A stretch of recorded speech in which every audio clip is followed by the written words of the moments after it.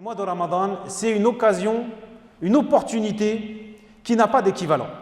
Et ça n'est pas seulement le mois durant lequel on ne mange pas et on ne boit pas du subh au maghrib. Le prophète sallallahu alayhi wa sallam nous dit dans un hadith rapporté par An-Nasa'i wa Ibn Majah, combien de jeûneurs ne récolteront de leur jeûne que la faim et la soif.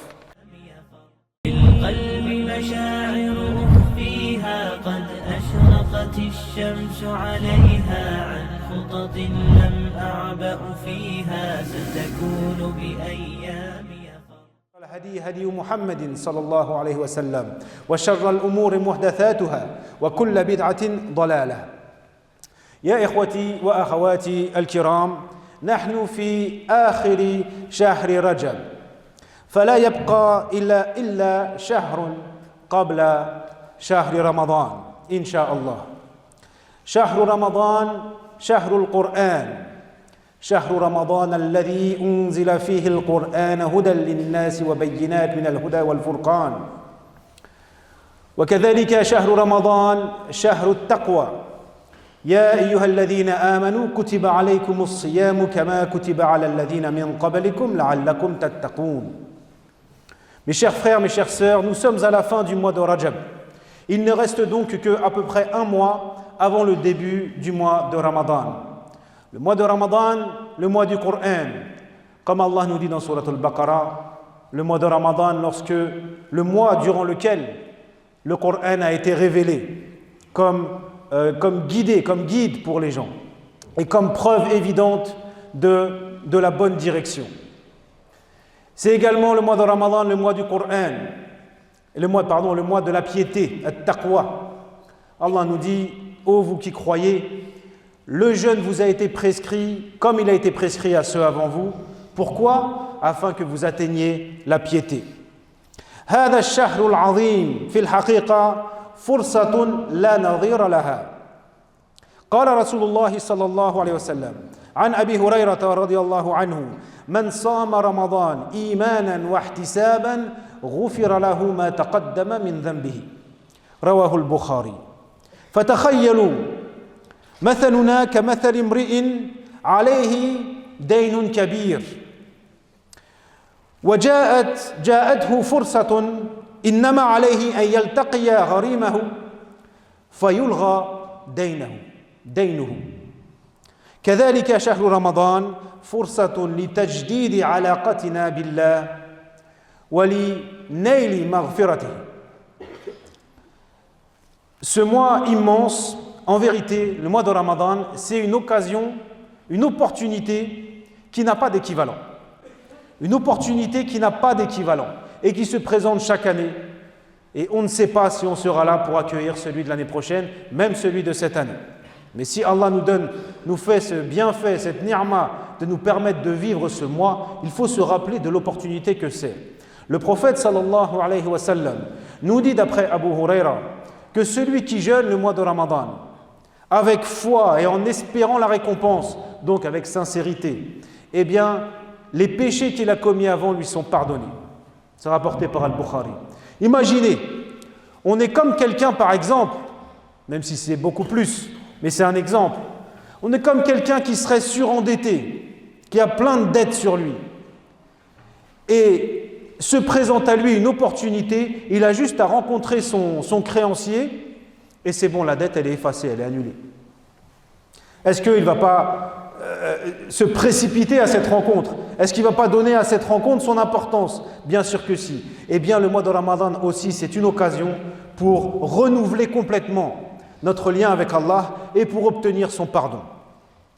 لكن من أجل ذلك علينا أن نقدر هذا الشهر حق قدره. ليس شهر ترك الأكل والشرب فقط.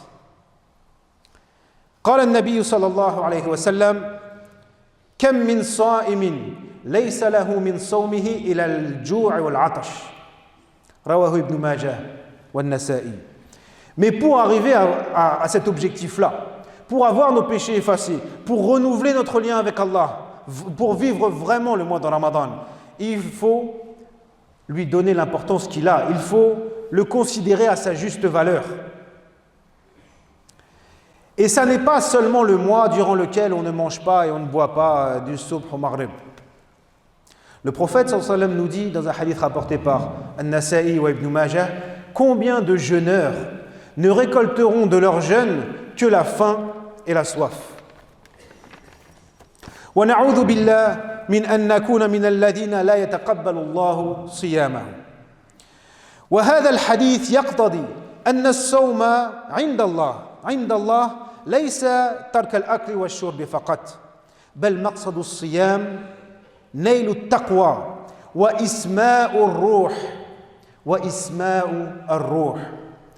Et donc on demande à Allah de nous préserver d'être de ceux dont le jeûne n'est pas accepté. Mais ce hadith, qu'est-ce qu'il indique, qu'est-ce qu'il nous dit, qu'est-ce qu'il implique? Eh bien que le jeûne, le véritable jeûne pour Allah, ça n'est pas seulement de délaisser la nourriture et la boisson. Puisqu'ici dans le hadith, le prophète sallallahu alayhi wa sallam nous dit qu'ils auront faim et soif, donc ils ont délaissé la faim et la boisson. Et il les appelle sa'im, il les appelle quand même jeûneurs. Mais de leur jeûne, ils ne récolteront que la faim et la soif. Alors que bien sûr, c'est tellement autre chose que doit apporter le véritable jeûne agréé par Allah subhanahu wa ta'ala. En vérité, l'objectif du jeûne, c'est d'obtenir la taqwa, d'obtenir la piété, d'atteindre la piété, et c'est de élever l'âme, que nos êtres s'élèvent. Inna al-insana makhlouqun bayna al-malaikati wal-hayawan. Al-insanu makhlouqun bayna al-malaikati wal-hayawan. لماذا؟ لأنه ذو جسم وروح. هو ذو جسم وروح. بجسمه وشهواته شهوات الجسم يشبه الحيوان. فمن جهة يحتاج إلى أكل وشرب وله غرائز مثل الحيوان، ومن جهة أخرى له روح وبه يشبه الملائكة. وغذاء هذا الروح العبادات والروحانية كالذكر والصلاة وقراءة القرآن وغير ذلك. والملائكة لا يأكلون ولا يشربون وليس لهم غرائز، إنما يطيعون ربهم وينفذون أوامره ويسبحون بحمده ويقدس له. Pourquoi est-ce que je parlais d'élever notre âme? Parce que l'être humain, c'est une créature en fait qui se situe entre les anges et les animaux. On est une créature qui est entre les anges et les animaux. On est un petit peu des deux. D'un côté, on a un corps et d'un autre côté, on a une âme. On a les deux. De par notre corps et ses instincts et ses pulsions et ses besoins, eh bien, on ressemble aux animaux. On a besoin de manger, on a besoin de boire et on a des instincts naturels à assouvir, comme les animaux. Mais d'un autre côté, on a une âme. Et par cette âme, on ressemble aux anges.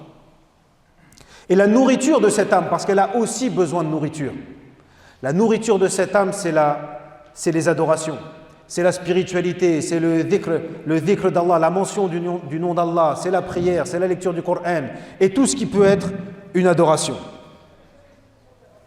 Les anges, eux, ne boivent pas et ne mangent pas, et ils n'ont pas d'instinct à assouvir, d'instinct corporel à assouvir. Ils ne font que obéir à Allah, ils ne font que exécuter ses ordres, faire sa louange, faire sa gloire et sanctifier son nom.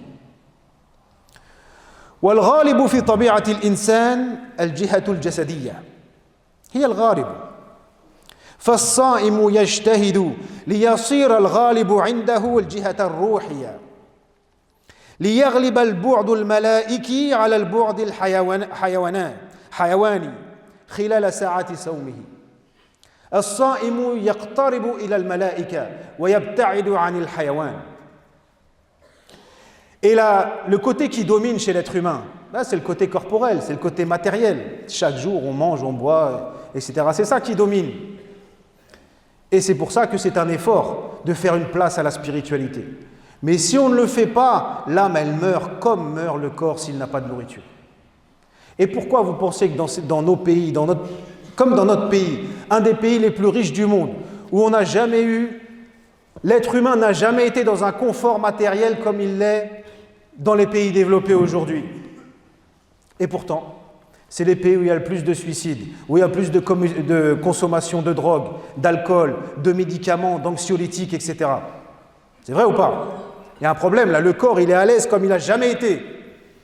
Mais c'est là où il y a le plus de suicides, où on voit des statistiques qui montrent un mal-être. Ce mal-être, c'est pourquoi? C'est parce que c'est une société qui ne s'occupe que du corps. Ah ça, on mange, on a le confort, on a tout ce qu'il faut, le corps il est bien. Mais l'âme, elle est en train de dépérir pendant ce temps-là. Bon, c'était une parenthèse. Donc le côté qui domine chez l'être humain en général, c'est ce côté matériel et corporel. Eh bien, le jeûneur, il fait des efforts, pourquoi? Pour que, pendant son jeûne, ce qui domine, ce soit la spiritualité, ce soit l'âme. Il met en priorité son âme et sa spiritualité, et le côté corporel, bestial, eh bien, c'est mis au second plan. Pour que sa dimension spirituelle, sa dimension angélique qui ressemble aux anges, elle prenne le dessus sur sa dimension matérielle qui ressemble aux animaux. Le jeûneur, il se rapproche des anges et il s'éloigne des animaux. وَلِلصَّوْمِ جِهَتَانِ للصوم جهتان الصائم الحقيقي يمشي على رجلين أولا ترك الأكل والشرب لتضعيف غرائز الجسد ترك الأكل والشرب لتضعيف غرائز الجسد والثاني في نفس الوقت تغذية روحه بالعبادات بذكر الله والتفكر في القرآن وفي الخلق وغير ذلك وباجتناب الذنوب والمعاصي لأن الذنوب تدنس الروح والقلب قال رسول الله صلى الله عليه وسلم من لم يدع قول الزور والعمل به فليس لله حاجة في أن يدع طعامه وشرابه من يصوم من يترك الأكل والشرب ولا يزال عاصيا فصومه صومه مجرد عن لبه عن روحه من وضع الأكل فقط ولا يزال عاصيا فطرق نصف الطريق ولن نصل إلى الوجهة. Le jeûne, il a deux aspects. Le jeûneur, il marche sur deux pieds. Premièrement, oui, délaisser la nourriture et la boisson pour affaiblir les instincts corporels, les instincts du corps. Et en même temps, nourrir son âme avec la nourriture spirituelle, avec les adorations, avec la prière, avec le dhikr, avec la réflexion, la méditation sur les versets du Coran, sur la création qui nous entoure, etc. Mais aussi en évitant les péchés. En évitant les péchés, parce que les péchés, ils souillent, ils salissent l'âme et le cœur. Le prophète sallallahu alayhi wa sallam nous dit: celui qui ne délaisse pas le mensonge et le faux témoignage, qui continue à le pratiquer, alors Allah n'a pas besoin qu'il délaisse sa nourriture et sa boisson. Vous voyez, il nous dit que le jeûne, sans application pour atteindre la piété, donc sans éviter de commettre des péchés, en fait, il perd son sens. Il n'a pas de sens et Allah n'a pas besoin de ça. Bien sûr, Allah n'a besoin de rien. Vous avez compris l'image. Celui qui jeûne et qui continue les désobéissances, les péchés, en fait, il a fait la moitié du chemin. Il a fait une partie du truc, mais pas la deuxième. Et donc, quand on fait une partie du chemin, on n'arrive pas à destination. أقول قولي هذا وأستغفر الله لي ولكم فاستغفروه إنه هو الغفور الرحيم. الحمد لله على إحسانه والشكر له على توفيقه وامتنانه وأشهد أن لا إله إلا الله وحده لا شريك له تعظيما لشأنه وأشهد أن محمدًا عبده ورسوله صلى الله عليه وعلى آله وأصحابه وذرياته وأزواجه فلا بد من اجتناب المعاصي وخاصة آفات العينين واللسان والأذنين لأن المعاصي بهذه الأعضاء سهلة الارتكاب سهلة جدا لننبه أن لا ننظر إلى المحرمات في الإنترنت وفي الهاتف وفي الشارع وفي الأفلام. قال رسول الله صلى الله عليه وسلم أن النظرة سهم مسموم من سهام الشيطان، من سهام إبليس لعنه الله.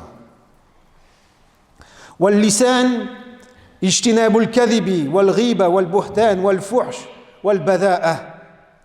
وبالعكس يجب إشغال لساننا بذكر الله وبتلاوة القرآن وبالكلام النافع عامة. Donc nous devons en même temps, en jeûnant, il est obligatoire de délaisser les péchés, les désobéissances.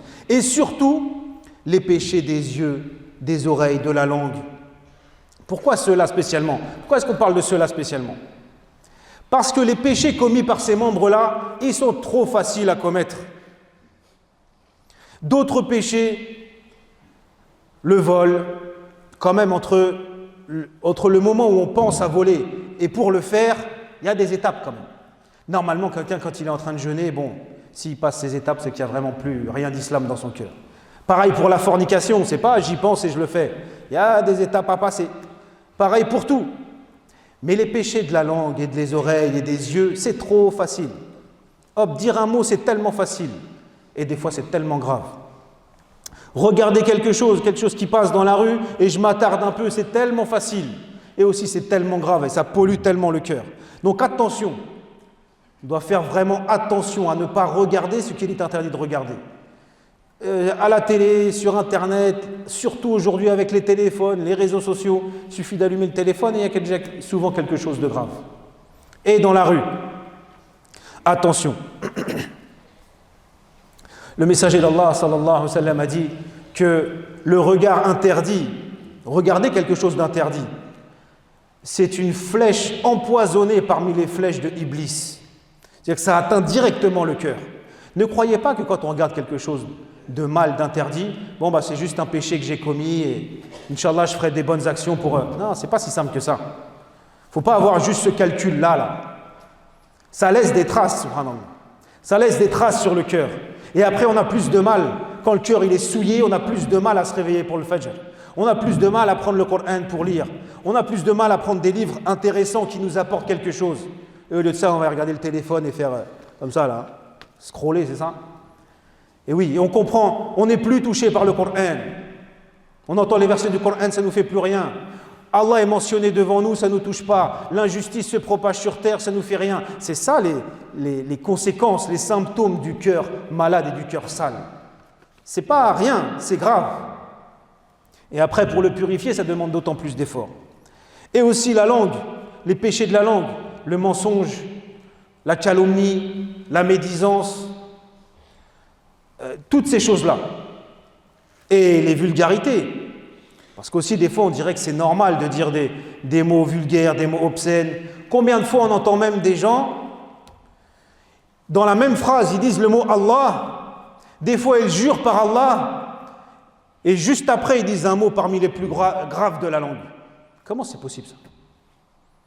Franchement, on se rend compte de la miséricorde d'Allah juste parce que quelqu'un fait ça et Allah ne l'enfouit pas sous terre.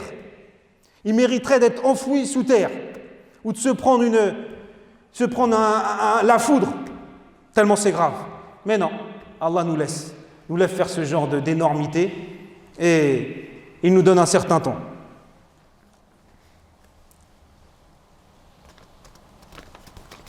Et de la même façon, nous devons préserver nos oreilles de tout ce qu'il est interdit de dire. Avancez un peu, barakallahu fikum. Serrez-vous un peu, s'il vous plaît. Il y a encore de la place. Quelqu'un peut se mettre là, même s'il y a le fil. Juste faire attention de ne pas tirer le fil, c'est tout.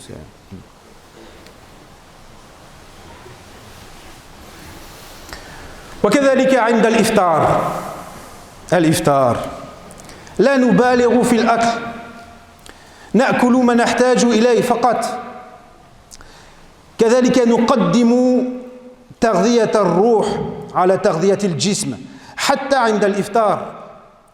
Et aussi au moment de rompre le jeûne, normalement on n'exagère pas. On n'exagère pas dans la nourriture. Oui, on peut se faire plaisir, mais on mange ce dont on a besoin, pas plus.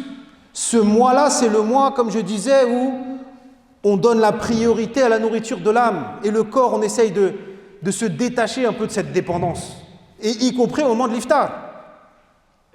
Et subhanallah, le mois où on devrait se détacher le plus de tout ça, le plus de la consommation, c'est le mois où on consomme le plus. Demandez à Carrefour, Leclerc, Auchan, ils le savent très bien. Le mois de Ramadan arrive, ça y est, rayon spécial Ramadan, etc. Ils savent très bien que c'est le mois où on consomme le plus. Alors que c'est celui où justement on devrait remarquer que les musulmans là, ils sont pas dans la consommation. Vous voyez comment parfois nos habitudes, elles sont complètement à l'inverse de ce qu'elles devraient être. شهر رمضان تدريب مكثف للتقوى وهدف التدريب المباراة فإذا جاء يوم عيد الفطر وانقضى رمضان علينا أن نواصل الاجتهاد وأن نكون خيرا مما كنا عليه قبل رمضان وأسأل الله أن يبلغنا رمضان ويتقبل صيامنا رغم نقصه. Le mois de Ramadan, c'est comme un stage intensif de piété. Un stage intensif de piété, c'est-à-dire on se donne à fond, au maximum. Comme quand on fait du sport et qu'on veut aller au bout de nos limites, en termes de bon comportement, d'adoration, parce qu'il ne faut pas limiter non plus aux adorations. Bien sûr, on multiplie les adorations, mais c'est le bon comportement et c'est tout ce qui va avec. Bon, c'est un stage intensif, c'est un entraînement intensif. Mais l'entraînement, l'objectif de l'entraînement, c'est quoi? C'est le match. Et le match, c'est après. Donc lorsque vient le jour de Eid al-Fitr et que Ramadan est donc terminé, il faudra continuer l'effort, évidemment pas sur le même rythme, mais que l'on sente l'effet du mois de Ramadan dans le reste de l'année. Donc je demande à Allah qu'il nous fasse vivre ce mois de Ramadan et qu'il accepte notre jeûne malgré nos défaillances et nos manquements. اللهم صل على محمد وعلى آل محمد كما صليت على إبراهيم وعلى آل إبراهيم وبارك على محمد وعلى آل محمد كما باركت على إبراهيم وعلى آل إبراهيم في العالمين إنك حميد مجيد اللهم أرنا الحق حقا وارزقنا اتباعه وأرنا الباطل باطلا وارزقنا اجتنابه اللهم نسألك حبك وحب من يحبك وحب عمل يقربنا إلى حبك اللهم آتنا في الدنيا حسنة وفي الآخرة حسنة وقنا عذاب النار عباد الله إن الله يأمر بالعدل والإحسان